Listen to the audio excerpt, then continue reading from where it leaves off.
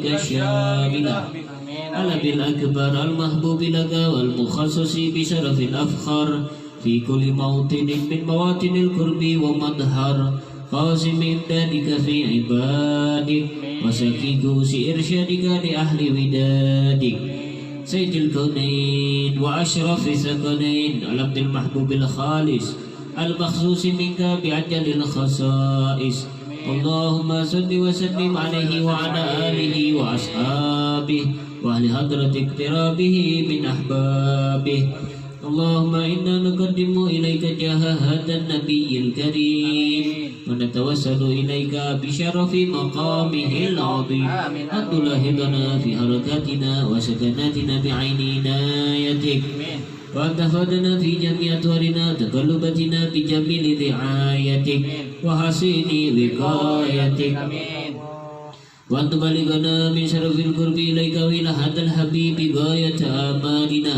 وتتقبل منا ما تحركنا فيه من نياتنا وأعمالنا وتجعلنا في حضرة هذا الحبيب من الحاضرين وفي طرائق اتباعه من السالكين ولحقك وحقه من المؤدين ولعهدك من الحافظين اللهم إنا لنا أطمعا في رحمتك الخاصة فلا تحرمنا وذنونا جميلة هي وسيلتنا إليك فلا تخيبنا آمنا بك وبرسولك وما جاء به من الدين وتوجهنا به إليك مستشفين أن تقابل المذنب منا بالغفران أن تقابل المذنب منا بالغفران أن تقابل المذنب منا بالغفران والمسيء بالإحسان والسائل بما سأل والمعمل بما أمل وأن تجعلنا بما نصر هذا الحبيب ووازره وولاه وظاهره وما ببركته وشر وجهته أولادنا ووالدينا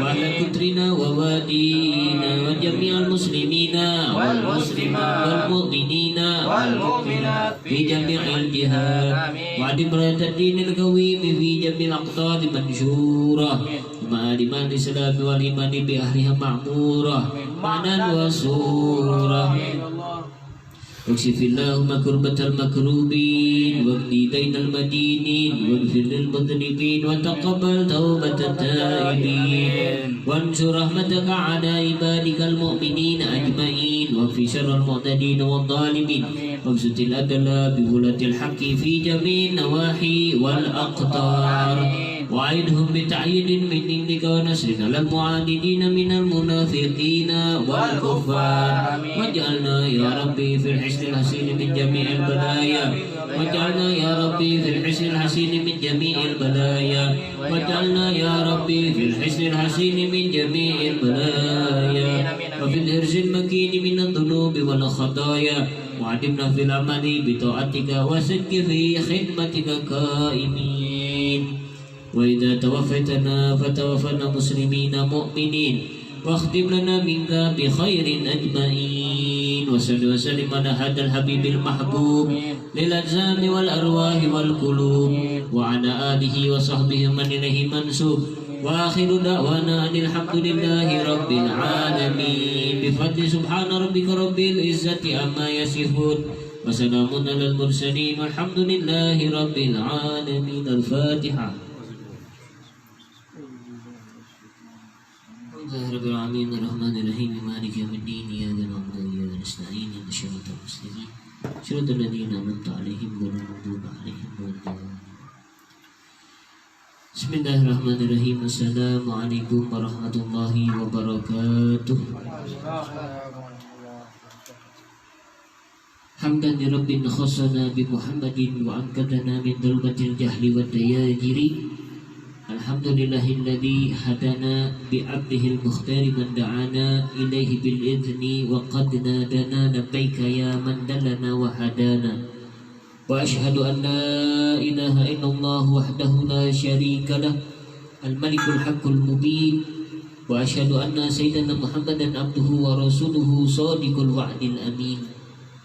أما بعد اللهم صل وسلم على سيدنا محمد مفتاح باب رحمة الله عدد ما في علم الله صلاة وسلاما دائمة بدوام ملك الله وعلى آله وصحبه من والاه. Hadirin jamaah majelis rutin Safinatun Najah rahimakumullah. Alhamdulillah berkumpul kita dalam keadaan sehat walafiat dalam kegiatan rutin kita pembacaan surat Yasin, Latiful Haddad, Maulidul Habsi, dan juga pembacaan kitab yaitu kitab Mawaizul Usfuriyah karangan Syekh Muhammad bin Abu Bakar Al-Usfuri. Kita sudah masuk ke dalam bab hadis yang ke-16 ya. Al-hadisus sadisa asyara. Hadis yang ke-16. An Ali bin Abi Thalib karamallahu wajhah annahu qala Rasulullah sallallahu alaihi wasallam man qara'a qul huwallahu ahad ila akhiriha ba'da salatil fajri asyra marrat lam yasil ilaihi danbun fi dhalikal yawm wa in jahada syaitan. Dari Sayyidina Ali bin Abi Thalib karamallahu wajhah. Sayyidina Ali ini adalah babul ilm ya. Ana madinatul ilm wa aliyu babuha ya. Aku adalah kotanya ilmu dan Sayyidina Ali itu pintunya ya. Makanya kalau yang masih ingat dulu Sayyidina Ali pernah ditanya sama orang Khawarij. Orang Khawarij nanya Sayyidina Ali. Jadi ketika mendengar Rasul mengatakan hal tersebut, orang Khawarij enggak terima. Apa Sayyidina Ali disebut babul ilm? Ya. Sayyidina Ali ini masih muda ya. Sayyidina Ali ini orang masih muda. Apa disebut babul ilm? Coba berkumpul orang Khawarij, coba kita tes tentang ilmunya Sayyidina Ali ya. Maka bergantian orang daripada Khawarij tadi bergantian bertanya kepada Sayyidina Ali. Yang pertama datang, ya Ali, apa yang lebih utama antara ilmu dengan harta? Ya, mana yang lebih utama, ilmu dengan harta? Maka dijawab oleh Sayyidina Ali, ilmu lebih mulia dari harta. Kenapa? Kalau harta kamu yang jaga, kalau ilmu yang menjaga kamu. Balik bilang orang Khawarij yang tadi nanya, jawabannya mantap nih ya. Bilang yang satu lagi, oh jangan langsung kamu yakin begitu, utus yang lain tanya lagi. Maka ditanya lagi pertanyaan yang sama. Kalau jawabannya sama berarti ilmunya segitu aja bilangnya ya. Dia tanya lagi, ya Ali, mana yang lebih utama antara ilmu dengan harta? Maka Sayyidina Ali mengatakan ilmu lebih utama dari harta. Kenapa? Bi'ai dalil. Kenapa bisa begitu? Karena kalau harta dipakai atau dibelanjakan itu akan habis. Sedangkan ilmu jika diajarkan itu akan bertambah. Balik lagi masih nggak terima. Nggak terima ini ya. Akhirnya apa? Datang lagi satu orang lagi, tanya lagi, ya Ali, mana yang lebih utama, ilmu atau harta? Tadi jawab Sayyidina Ali, ilmu lebih utama dari harta. Kenapa? Karena kalau orang punya ilmu, orang banyak harta, itu banyak musuh. Kalau orang banyak ilmu, itu banyak teman ya. Ya buktinya sekarang orang banyak harta, banyak tanah, banyak uang, mobilnya banyak, rumahnya banyak, istrinya cantik ya. Nah, tadi istrinya cantik, hartanya banyak, itu banyak musuhnya, banyak yang nggak suka. Tetapi orang berilmu ya, dengan keluasan ilmunya, dengan adilnya, dengan bijaksananya, banyak takutnya ya. Maka dari itu bergantian sampai banyak pertanyaan dijawab berlain-lain oleh Sayyidina Ali. Akhirnya nyerah orang balik ya. Memang betul Sayyidina Ali gak boleh. Dari Sayyidina Ali bin Abi Thalib, Rasul bersabda, barang siapa membaca Qul huwallahu ahad sampai akhir setelah sholat subuh sebanyak 10 kali, maka tidak akan sampai kepadanya satu dosa pun di hari itu, meskipun setan berusaha keras mengganggu dia ya. Jadi kita amalkan ini hadis dari Rasulullah SAW. Selesai sholat subuh baca Qul huwallahu ahad 10 kali ya. Bismillahirrahmanirrahim, cepat aja baca Qul huwallahu ya. Gak ngabisin tenaga, gak ngabisin waktu cuma malas kadang-kadang.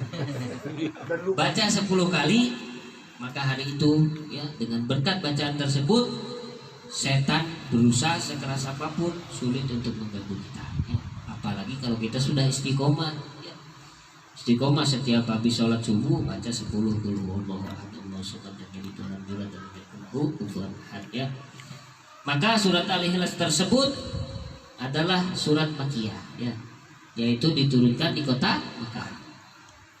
Dan surat tersebut berjumlah 4 ayat, 15 kalimat serta 47 huruf. Ya, kalau nggak percaya itu sendiri. Ya. Tapi kalau percaya ya udah ikut sama kitab. Ya. Nah, orang-orang zaman dahulu, yang imam-imam besar itu sampai ada yang menghitung jumlah huruf di dalam Al-Quran. Ya. Kan kita ma'ruf 6.666. Ya. Sedangkan ada yang mengatakan nggak segitu. Ya, dikatakan 6.650-an. Ya, subhanallah. Kalau kalian tidak percaya, itu sendiri ya. Kalau ayat, kalau surat sepakat ada 114 surat. Juznya 30 juz ya. Tapi kalau jumlah ayat, nah ini masih ada beberapa pendapat ya. Tapi kita umumnya 6.664 ya. Maka siapa yang membaca surat Al-Ikhlas 1 kali ya, Al-Ikhlas 1 kali, maka ia diberikan ganjaran seperti ganjaran 100 orang mati syahid ya. Kalau kita baca Al-Ikhlas secara khusyuk ya, dan sembarangan ikut-ikut bacaan orang ya. Kita baca dengan hati yang khusyuk, dengan pemahaman terhadap ayat tersebut ya. Bismillahirrahmanirrahim. Qul huwallahu ahad. Hati meyakini ya, bisa mengucapkan, dibuktikan dengan perbuatan ya, bahwa kita meyakini Allah. Jika kita tidak bisa melihat ya, tidak bisa melihat Allah, maka kita harus yakini Allah melihat kita ya. Maka diriwayatkan bahwasanya dulu pernah ada orang ya, orang ini adalah komandan lah zaman sekarang ya. Ketika komandan ini menjadi imam, dia membaca surat Al-Fatihah. Setelah baca surat Al-Fatihah, baca ayat. Setelah baca ayat, baca kulhu. Rakaat pertama begitu, rakaat kedua begitu. Setiap sholat begitu. Jadi baca kulhu terus di akhir daripada ayat. Maka pasukannya ini mengadukan kepada Rasulullah. Ya Rasulullah, ini komandan kami ini setiap sholat di akhir setelah membaca ayat pasti baca kulhu. Ya. Nah, jadi diadukan kepada Rasulullah. Maka Rasulullah mengatakan apa? Akhbiruhu annallaha ta'ala yuhibbuhu. Ya. Kabarkan kepada dia bahwa Allah Subhanahu wa taala mencintai dia karena berkat dia senang dengan kulhu Allahu ahad. Ya. Jadi orang baca kulhu itu jangan disalahkan. Ada amalan baca kulhu, ya jangan disalahkan. Mau baca kulhu nanti dari mulai misalnya sebelum subuh 10 menit sebelum subuh baca kulhu dulu yang banyak, nggak masalah. Nah, karena surat kulhu Allahu ahad itu adalah sulusul Quran ya, sepertiga daripada Al-Quran. Siapa yang membaca sekali mendapat pahala membaca sepertiga Al-Quran atau 10 juz. Siapa yang membaca 2 kali mendapat pahala 2/3 Quran atau 20 juz. Siapa yang membaca 3 kali mendapat pahala 1 khatam Quran ya. Tetapi ini adalah pahala yang kalau ulama mengatakan ya sudah batasnya pahalanya 1 Quran. Berbeda dengan orang yang membaca Al-Quran utuh 30 juz, itu pahalanya dilipat gandakan. Begitu ya. Dia menyampaikan ada orang khataman Quran baca 30 juz. Kalah kamu, saya juga ini baca kulhu. Berarti kalah, jangan. Kita membaca kulhu 3 kali mendapat pahala 1 kali Al-Quran khatam. Ya. Maka yang menghatamkan itu pahalanya dilipat gandakan oleh Allah Subhanahu wa taala. Kenapa? Setiap huruf dapat pahala ya. Yang mengucapkan, yang membaca dapat pahala, yang mendengar dapat pahala, sehingga dilipat gandakan oleh Allah Subhanahu wa taala ya. Kemudian ya, daripada asbabun nuzul ya, Sebabun nuzul daripada surat Al-Ikhlas itu dikatakan pernah berkumpul orang-orang kafir. Orang-orang kafir pernah berkumpul di kota Mekah, yaitu adalah Amir bin At-Tufail dan Zaid bin Qais dan juga yang lainnya. Mereka hadir dan mereka berkata, "Ya Muhammad, sif lana rabbaka amin dahabin aw min fiddah aw hadidin aw nuhasin fa inna alihatana min hadhil asya." Wahai Muhammad, gambarkan kepada kami tentang Tuhan kamu, apakah dia dari emas atau dari perak atau dari besi atau dari tembaga. Kenapa? Karena sesungguhnya Tuhan-Tuhan kami itu terbuat dari benda-benda itu, ya. Maka Nabi Muhammad, ya, dengan adabnya beliau berkata, faqala Nabi alaihi salatu wassalam, ana Rasulullah, aku adalah Rasulullah. Innallaha la yushbihu syai'an wala aqulu lahu syai'an min tilqa'in nafsi. Aku adalah Rasulullah. Sesungguhnya Allah tidak menyerupai sesuatu pun, dan saya tidak bisa mengatakan tentang Allah dengan sesuatu pun dari ucapan saya. Maka Allah Subhanahu wa taala menurunkan ayat ini, fa anzalallahu taala hadhihi surah, ya. Wa qala qul huwallahu ahad. Maka dikatakan kepada Nabi Muhammad, katakanlah bahwasanya Allah lah yang Maha Esa, yang Maha Satu, ya. Allahus Samad, Allah adalah Tuhan yang tidak bergantung kepadanya segala sesuatu.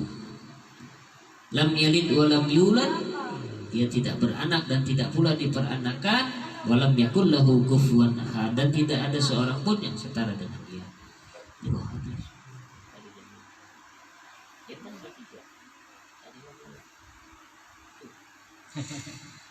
Maka berkata Ibn Abbas, As-Somad, yang dimaksud dengan As-Somad adalah zat yang tidak ada rongga perut padanya dan tidak perlu makan dan tidak perlu minum. Seandainya ada rongga perut seperti kita nih, maka pastilah butuh kepada sesuatu, sedangkan Allah tidak butuh kepada sesuatu pun. Bahkan seluruh makhluk butuh kepada Allah Subhanahu wa taala, ya. Dikatakan juga oleh satu pendapat bahwasanya As-Somad adalah dia tidak beranak dan tidak pula diperanakan. Lam yalid di sini tidak memiliki seorang anak, lalu anak itu mewarisi kekuasaannya, ya. Tidak mempunyai anak, anak itu nanti mewarisi kekuasaannya.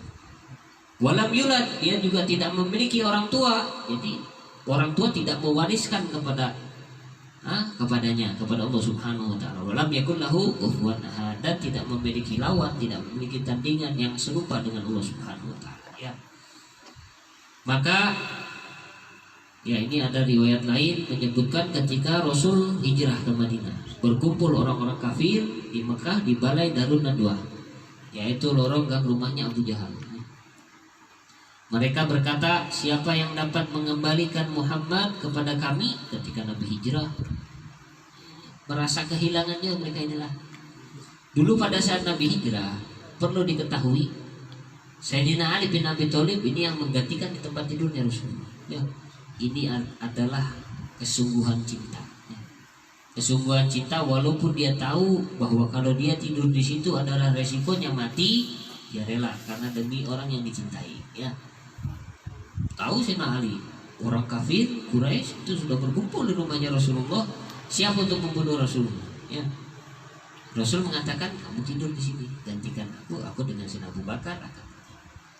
Sebelum Rasul hijrah, dikatakan kepada Sayyidina Ali, ya Ali, Fulan bin Fulan menitipkan harta ini, Fulan bin Fulan menitipkan emas ini. Orang-orang kafir nitip barang berharga itu sama Rasulullah. Gak percaya dengan agama Rasul, tapi percaya dengan Al-Amin. Rasul itu dapat dipercaya, makanya orang-orang pada nitip kepada Rasul, tapi tidak percaya dengan agamanya Rasul, ya. Maka Rasul pun amanah, ya. Sebelum dia hijrah, ini bebannya, ya. Ini uang milik si Fulan, ini emas milik si Fulan, banyak dititipkan kepada Rasulullah SAW. Maka ketika Rasul hijrah, orang-orang kafir ini bilang, siapa yang dapat mengembalikan Muhammad, kami kasih 100 ekor unta yang paling bagus, ya. Dikasih 100 unta yang paling bagus kalau bisa mengembalikan Muhammad ke kami, ya. Maka berdiri seorang laki-laki bernama Suraqah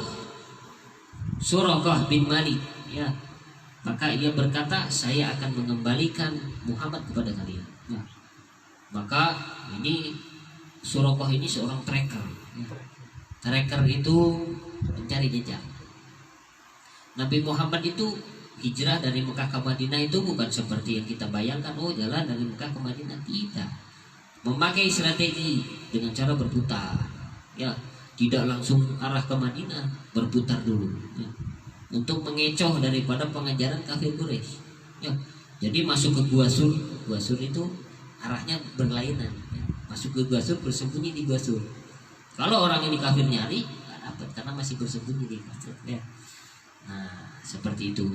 Kemudian, ya, maka Suraqah tadi tracker, dapat membuntuti Rasulullah SAW. Maka ketika sudah dekat dengan Rasul, berada di belakang Nabi, mau menyusul, dia menghunuskan pedang kepada Rasulullah. Maka seketika, ya, bumi tunduk kepada perintah Allah Subhanahu wa taala, maka Allah menyuruh bumi untuk menenggelamkan kakinya kudanya Suraqah, ya. Maka kakinya kudanya Suraqah itu tenggelam sampai ke lutut, ya. Maka Suraqah, aneh ini, kuda saya bisa tenggelam, kudanya Rasul enggak, ya. Maka setelah itu Suraqah mengatakan, kenapa? Faqala ya Rasulullah, al-amanul aman, ya, damai, ya. Minta damai dengan Rasul, ya. Lihat kejadian tersebut, Aji takjub, ya. Maka dia minta damai dengan Rasul. Maka Rasul berdoa kepada Allah, maka diselamatkan Suraqah, ya. Gak disangka setelah kudanya bisa keluar, dihunuskan lagi pedangnya. Masih ingin membunuh Rasul, ya. Masih ingin mengembalikan Rasul ke orang kafir Quraisy. Maka tiba-tiba kudanya amblas lagi, bukan sampai lutut, sampai pusar, sampai perut. Kudanya amblas. Maka Suraqah mengatakan apa? Faqala al-aman la af'alu ba'da hadza syai'a, ya. Maka setelah ini saya minta damai, setelah ini saya nggak akan ganggu Rasul, ya. Ya, saya tidak akan melakukan apapun lagi setelah ini. Maka Rasul mengatakan, ya, berdoa kepada Allah dan menyelamatkan Suraqah. Maka Suraqah turun dari kudanya, datang kepada untaknya Rasul, dan dia pun duduk, ya. Kemudian meminta kepada Rasul untuk dijelaskan tentang Islam, ya. Lalu ditanya, wahai Rasulullah, beritahukan saya siapa Tuhan engkau, ya. Di mana dia memiliki kekuatan seperti itu? Apakah dia terbuat dari emas atau perak? Lalu Rasul menundukkan kepala. Lalu malaikat Jibril datang kepada Rasul, menurunkan ayat, Waqul ya Muhammad huwallahu ahad Allahus samad lam yalid wa lam yulad wa lam yakul lahu kufuwan ahad. Qul fatirus samawati wal ard ja'ala lakum min anfusikum azwajan wa minal an'ami azwaja yadra'ukum fi, ya, yakni yakhluqukum fihi ay fir rahim, ya. Laisa kamislihi syai'un wa huwas samiul basir, ya. Maka dikatakan oleh malaikat Jibril, katakan apa? Qul huwallahu ahad, ya. Kemudian qul fatirus samawati, ya, katakanlah dia pencipta langit dan bumi.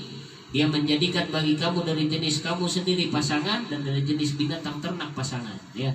Dijadikannya kamu berkembang biak dengan jalan itu, yakni dijadikan kalian di dalamnya ini rahim, ya. Lalu laisa kamislihi syai'un wa huwal samiul basir. Tidak ada sesuatu pun yang serupa dengan dia, dan dialah yang maha mendengar lagi maha melihat, ya.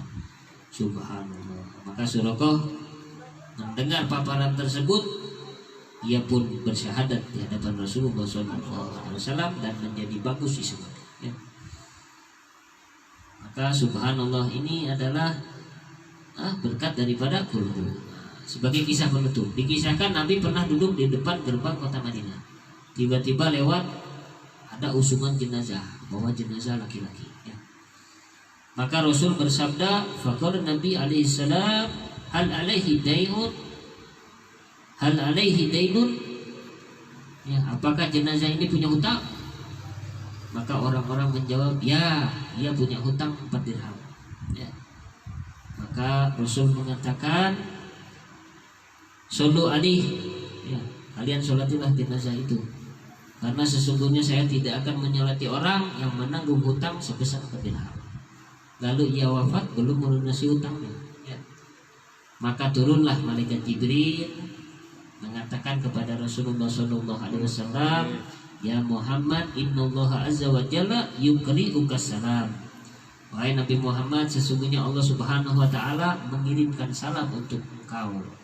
Wa yaqulu bu'istu Jibril bi surati Adami wa adadainahu. Ya. Aku telah mengutus Jibril dengan bentuk rupa manusia dan telah melunasi hutang orang tersebut. Ya. Jibril menjelma menjadi manusia, berbentuk manusia, melunasi hutang orang tersebut. Maka Rasulullah SAW menyolatkan orang tersebut. Ya. Maka Nabi bertanya, "Wahai Jibril, dari mana orang tersebut memiliki keistimewaan tersebut?" Ternyata malaikat Jibril menjawab apa? "Karena bacaan setiap hari sebanyak 100 kali akan surat Qul huwallahu ahad." Ya. Subhanallah, jangan diremehkan surat Qul huwallahu ahad. Ya. Kalau kita baca, misalnya ada imam membaca sholat Isya, ya. Dia baca misalnya Tabarok, baca Tabarok 10 ayat. Ya, makmum mungkin, wih, ajib, bagus bacanya 10 ayat. Ada imam lain yang baca kulhu, ya. Maka yang kulhu ini lebih afdol karena 1 surat, ya, walaupun hanya 4 ayat. Ya. Sedangkan yang Tabarok tadi terpotong. Ya. Mana yang lebih afdol? Ya, lebih afdol baca kulhu. Ya, tapi jangan juga kulhu terus, ya. Kulhu lagi tambah hafalannya dengan apa? Ya, kuliah.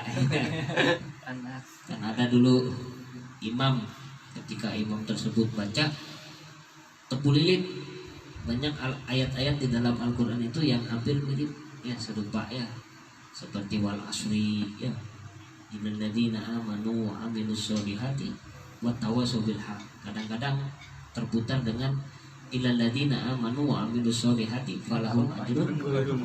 Jadi kadang-kadang terputar, sehingga makmum yang di belakang ketika mendengar terputar itu bukan membenarkan, gitu. Kuliah aja kayak hanya batal, ya. Kulhu aja kayak batal, ya. Nah, maka dari itu mudah-mudahan yang sedikit ini ada manfaatnya. Salah dan khilaf mohon maaf. Wabillahi taufiq wal hidayah. Assalamualaikum warahmatullahi wabarakatuh.